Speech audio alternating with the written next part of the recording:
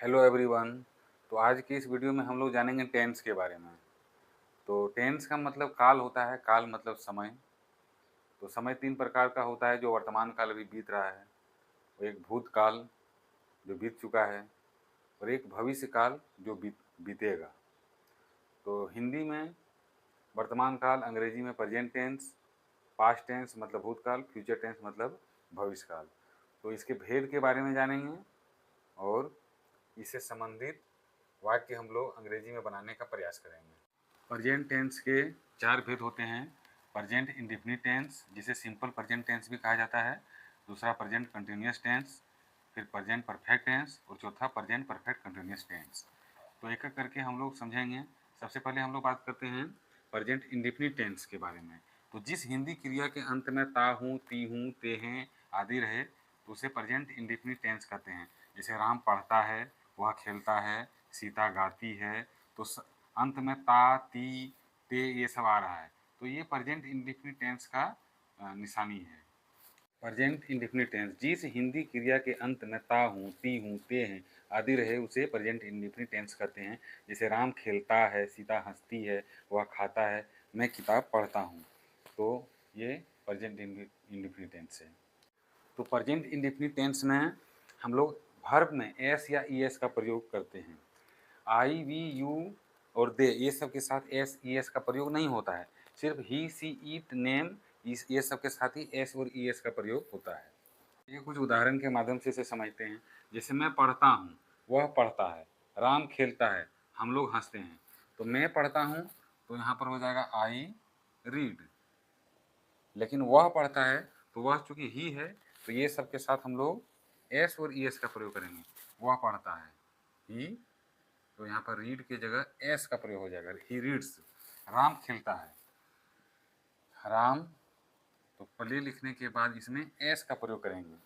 हम लोग हंसते हैं, तो हम लोग का वी, और वी का हंसना का लाभ, तो इसमें एस का प्रयोग, ई एस का प्रयोग हम लोग नहीं करेंगे। सिर्फ ही, सी, इट, नेम में ही एस और ई एस का प्रयोग होता है। प्रेजेंट इंडेफिनिट टेंस में ही डू और डज का प्रयोग होता है। तो आई के साथ डू, वी के साथ डू, यू के साथ डू, दे के साथ डू, ये सभी के साथ डू का प्रयोग होता है। यहाँ पर दो बार यू लिखने का मतलब है कि यू का मतलब तुम भी होता है और तुम लोग भी होता है, इसीलिए यू दो बार लिखा गया है। और ही, सी, इट और नाम के साथ ही डज का प्रयोग होता है। और डू और डज का प्रयोग नेगेटिव सेंटेंस में होता है।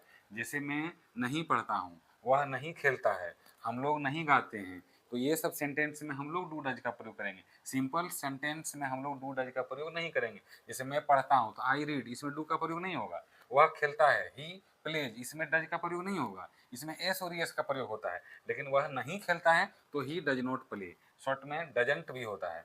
मैं नहीं खेलता हूँ, तो आई डू नॉट प्ले या आई डोंट प्ले। उदाहरण के माध्यम से भी समझ लेते हैं। जैसे मैं बाजार नहीं जाता हूँ, तो यहाँ पर हो जाएगा आई के साथ डू नॉट का प्रयोग करेंगे। I do not go to market, I do not go to market. Sita किताब नहीं पढ़ती, सीता यहाँ पर नाम है, तो इसके साथ डज का प्रयोग होगा। तो Sita does not read a book. तो अब रीड में यहाँ पर एस और एस का प्रयोग हम लोग नहीं करेंगे, क्योंकि डज में ही ई एस लगा हुआ है। तो यहाँ पर दो बार ई एस लगा देने पर या एस लगा देने पर ये सेंटेंस गलत हो जाएगा। तो सीता डज नॉट रीड ये बुक, रीड्स यहाँ पर नहीं होगा। हम लोग क्रिकेट नहीं खेलते हैं, we do not play cricket. तुम आम नहीं खाते हो, यू इसके साथ do not eat a mango. तो आप देख सकते हैं यहाँ पर ए का प्रयोग कर रहे हैं, क्योंकि किताब पढ़ना, तो यहाँ पर ए छिपा हुआ रहता है कि एक साथ तो हम लोग एक ही किताब पढ़ेंगे ना, तो इसीलिए इसमें ए हम लोग लगाते हैं। एक साथ हम लोग एक ही आम खाते हैं, तो इसमें भी ए मैंगो लगाना ज़्यादा उचित रहता है। वह गाना नहीं गाता है, तो वह का ही होता है, और ही के साथ हम लोग डज नॉट का प्रयोग करेंगे। तो he does not sing a song. उदाहरण देख लेते हैं डू डज से संबंधित। जैसे क्या मैं बाजार जाता हूँ, क्या वह किताब पढ़ती है, क्या मोहन उसे पीटता है, क्या हम लोग पढ़ना नहीं जाते हैं। तो ये सब सेंटेंस में भी डू डज का प्रयोग होता है, लेकिन ये डू और डज इसमें पहले लग जाता है। तो बनाते हैं, क्या मैं बाजार जाता हूँ।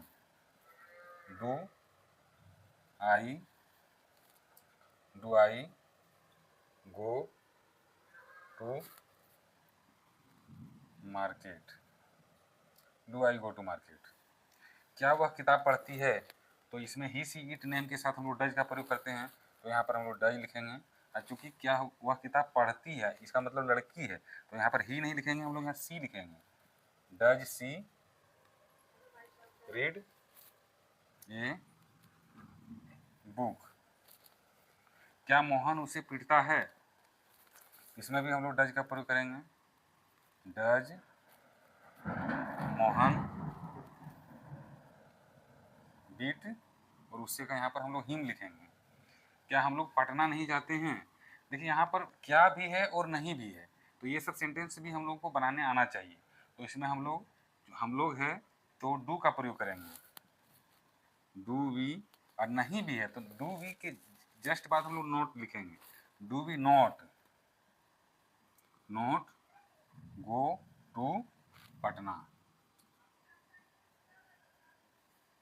तो इस तरह से हम लोग डू डज का प्रयोग करेंगे।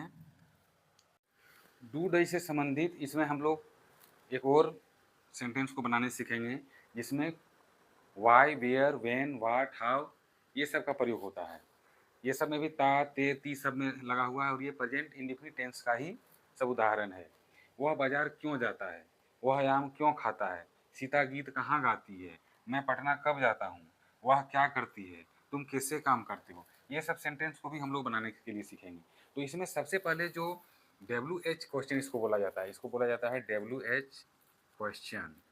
तो ये सब क्वेश्चन में सबसे पहले हम इसी जो WH क्वेश्चन है इसी को सबसे पहले लिखते हैं। जैसे वह बाजार क्यों जाता है, तो हम सबसे पहले क्यों का ही यहाँ पर अंग्रेजी लिखेंगे। जैसे क्यों का वाई होता है, और वाई के बाद जिसके साथ जो प्रयोग होता है, जैसे आई, वी, यू, दे, ये सब के साथ डू का प्रयोग होता है, और ही, सी, इट, नेम के साथ डज का प्रयोग होता है। तो जिसके साथ जो सब्जेक्ट के साथ जो ऑक्सिलरी वर्ब प्रयोग होता है, उसके साथ हम लोग जस्ट क्वेश्चन लिखने के बाद, WH क्वेश्चन लिखने के बाद हम लोग वही लिखेंगे, डू डज यही सब लिखेंगे। तो वह बाजार क्यों जाता है, क्यों का वाई हो गया, और वह है तो इसमें डज का प्रयोग होता है, तो हम लोग यहाँ पर डज लिखेंगे। वाई डज, इसके बाद हम लोग सब्जेक्ट लिखेंगे। वाई डज ही, इसके बाद गो टू, और बाजार ये ऑब्जेक्ट है, ये ऑब्जेक्ट सबसे लास्ट में लिखाता है। तो इसका सेंटेंस हम लोग बनाएंगे, why does he go to market. उसी तरह से वह आम क्यों खाता है।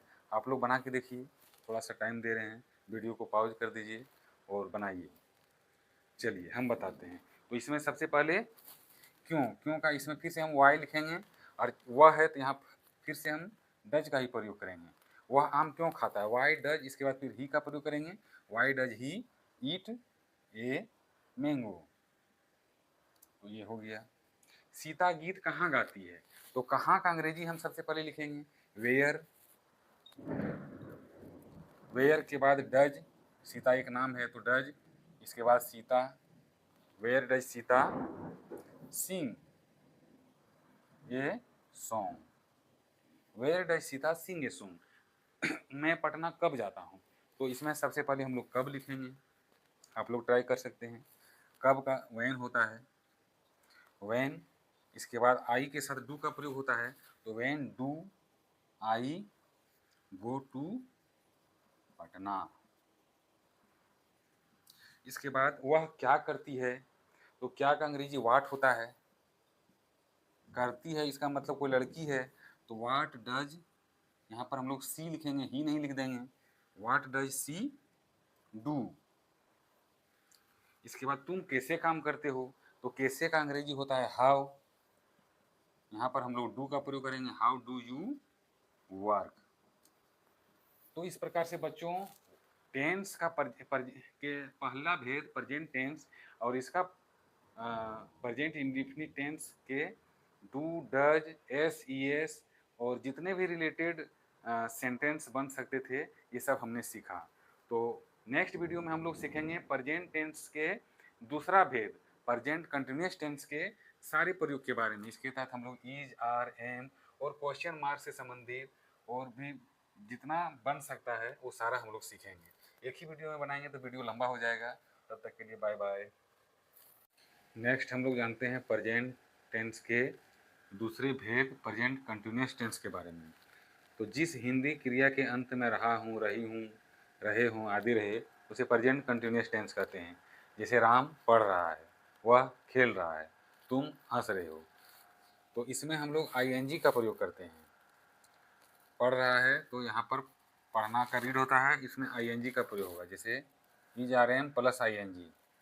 इसका हम लोग सब्जेक्ट, सब्जेक्ट के बाद is, are, am plus verb plus ING plus object, इस आधार पर ये ट्रांसलेशन बनता है। तो राम पढ़ रहा है तो राम यहाँ सब्जेक्ट हो गया, तो राम, राम के साथ इज लगेगा, राम इज पढ़ना का रीड, और रीड के साथ हम यहाँ पर आईएनजी लगाएंगे। अगर राम पुस्तक पढ़ रहा है तो Ram is reading a book last में हो जाएगा। उसी प्रकार से वह खेल रहा है, ही इज प्लेइंग। तुम हंस रहे हो, यू आर लाफिंग। तो इस तरह से बनता है। इसका चार्ट बना दे रहे हैं किसके साथ क्या लगता है। I, we, you, he, she, ईट और कोई भी नेम, ये सब के साथ इज का प्रयोग होता है।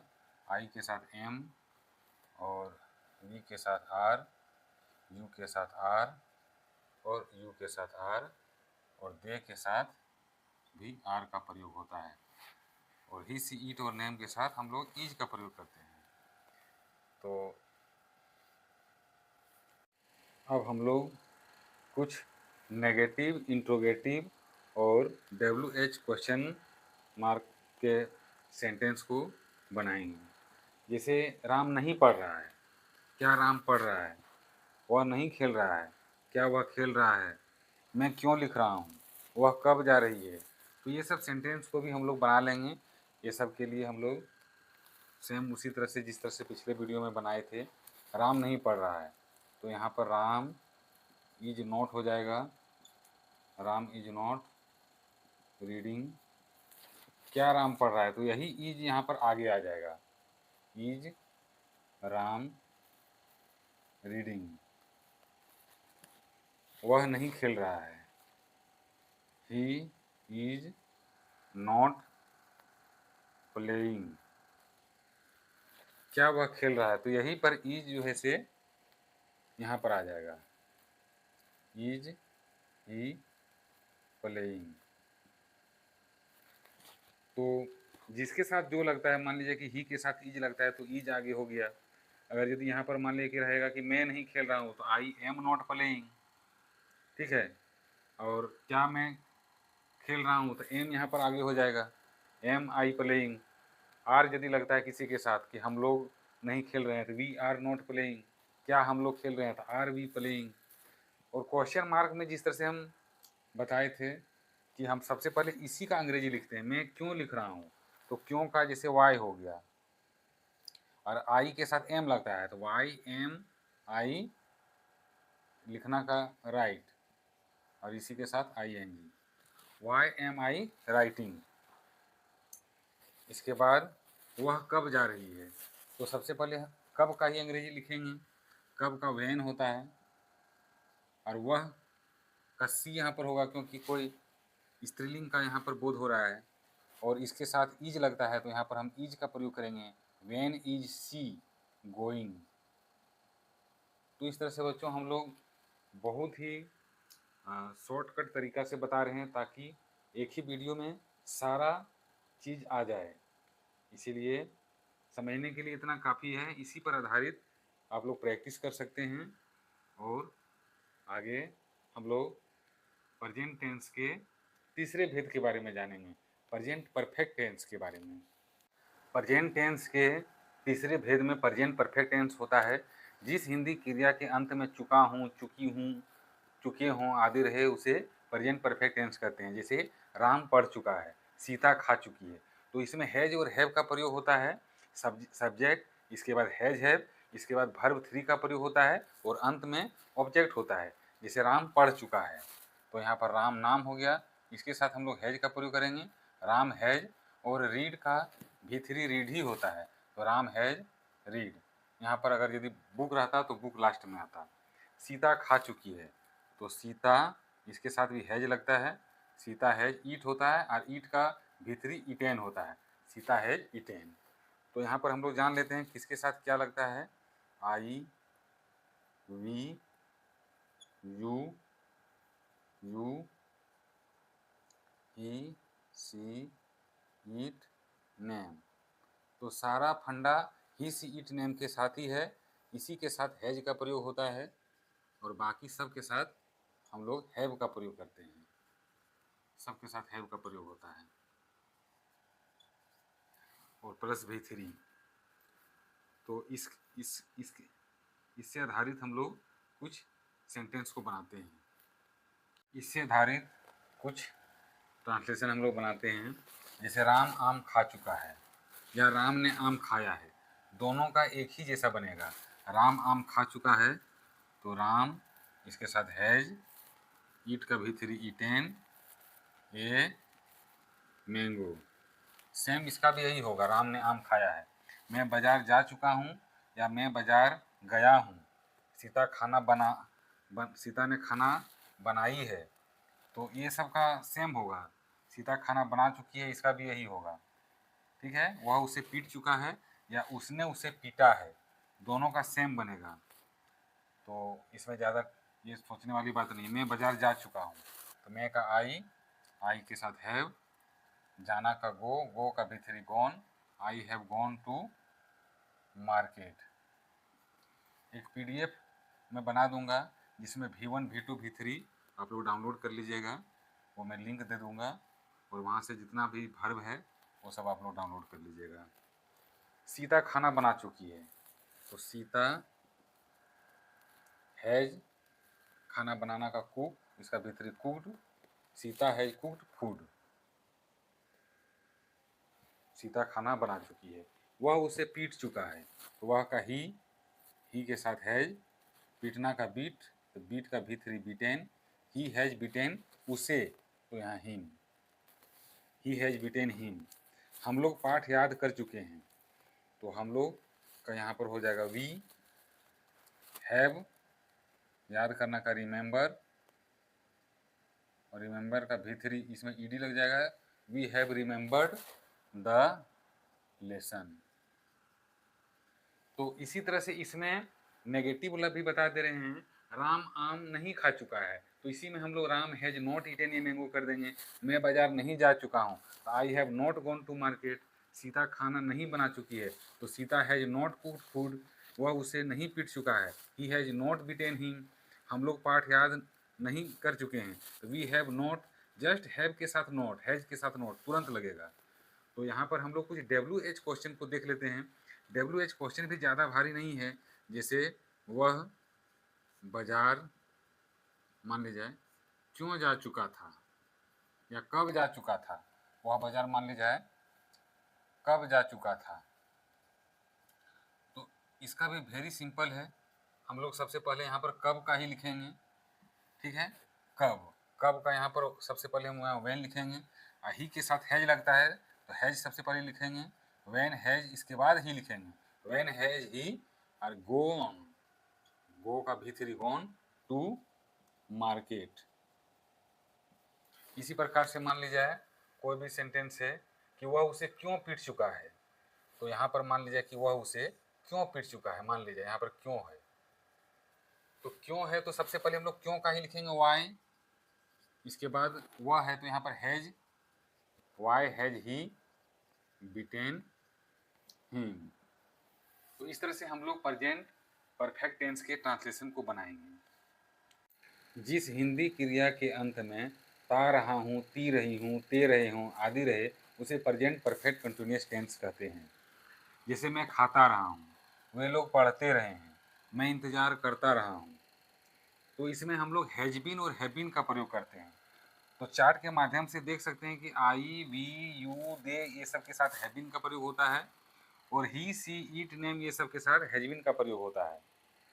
तो इसमें जो बनाने का पैटर्न है, तो सबसे पहले सब्जेक्ट, इसके बाद हैज़ बीन या हैव बीन, इसके बाद वर्ब 1 प्लस आईएनजी, ये प्रयोग होता है। जैसे मैं खाता रहा हूँ, तो आई हैव बीन ईटिंग, वे लोग पढ़ते रहे हैं, दे हैव बीन रीडिंग, मैं इंतज़ार करता रहा हूँ, आई हैव बीन वेटिंग। तो इस तरह से ये बनता है, मैं खाता रहा हूँ,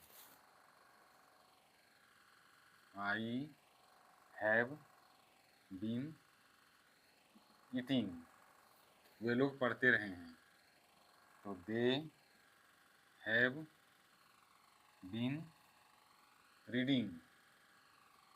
इसी तरह से मैं इंतज़ार करता रहा हूँ, तो आई हैव बीन वेटिंग, वह इंतज़ार करता रहा है, तो ही हैज़ बीन वेटिंग। इसी में हम लोग सीन्स और फोर को भी पढ़ेंगे। जैसे मैं 2 वर्षों से इंतज़ार कर रहा हूँ या करते आ रहा हूँ, या मैं सुबह से पढ़ रहा हूँ, तो इसी में हम लोग सीन्स और फोर को भी सीखेंगे। और नेगेटिव में इसी तरह से बनेगा, वीडियो को ज़्यादा लंबा ना करते हुए इसी में बता दे रहे हैं कि मैं नहीं खाता रहा हूँ, तो I have not been eating, वे लोग नहीं पढ़ते रहे हैं, तो they have not been reading.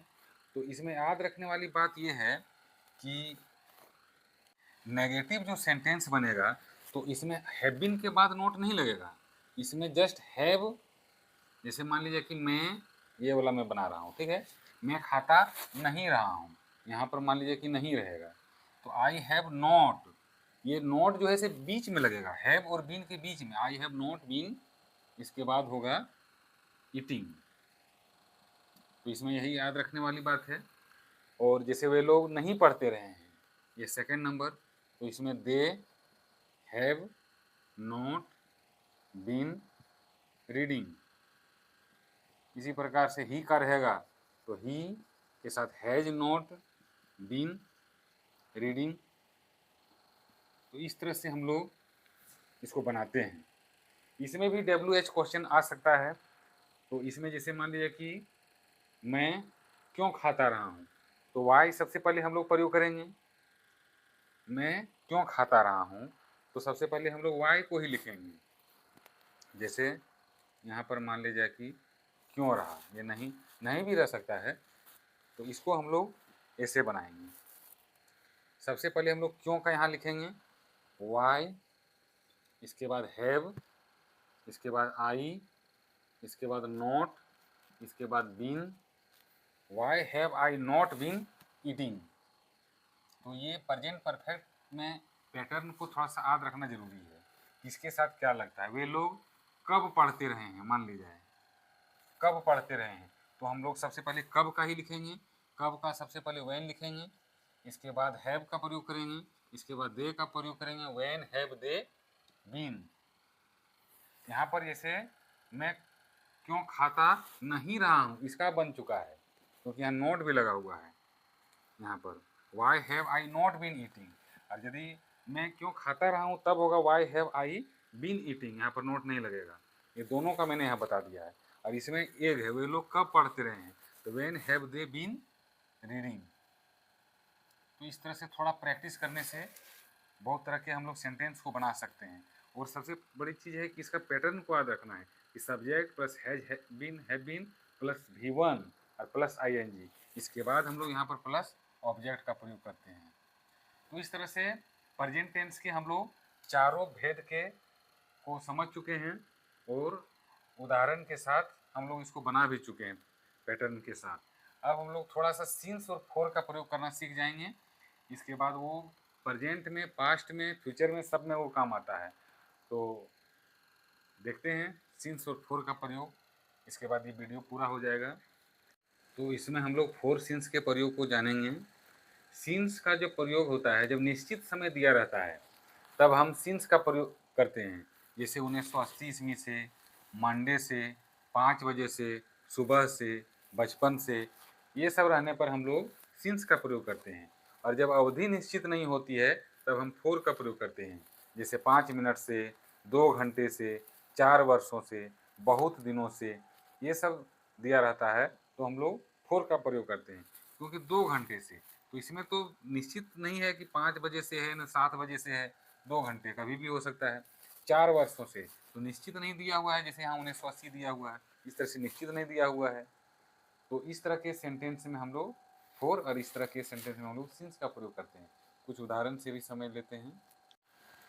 तो राम 2 वर्षों से पढ़ रहा है, तो इसका बन जाएगा Ram has been reading for 2 years.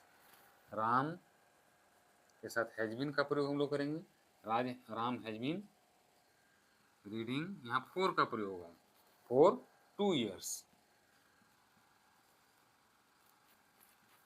और यहाँ वह बचपन से तेज है, तो यहाँ पर हम लोग लिखेंगे ही हैज बीन इंटेलिजेंट। और यहाँ पर हम लोग सिंस का प्रयोग करेंगे बचपन से में। सिंस बचपन का होता है childhood. He has been intelligent since childhood.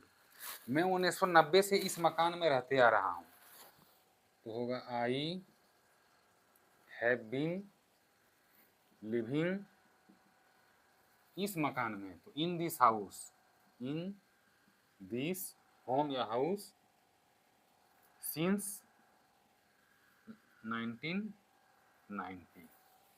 तो इस तरह से हम लोग फोर सिंस के ट्रांसलेशन को बनाएंगे। तो ये टेंस का जो प्रेजेंट टेंस है इसका सब चीज़ हो चुका है। अब नेक्स्ट वीडियो में हम लोग पास्ट टेंस के बारे में जानेंगे।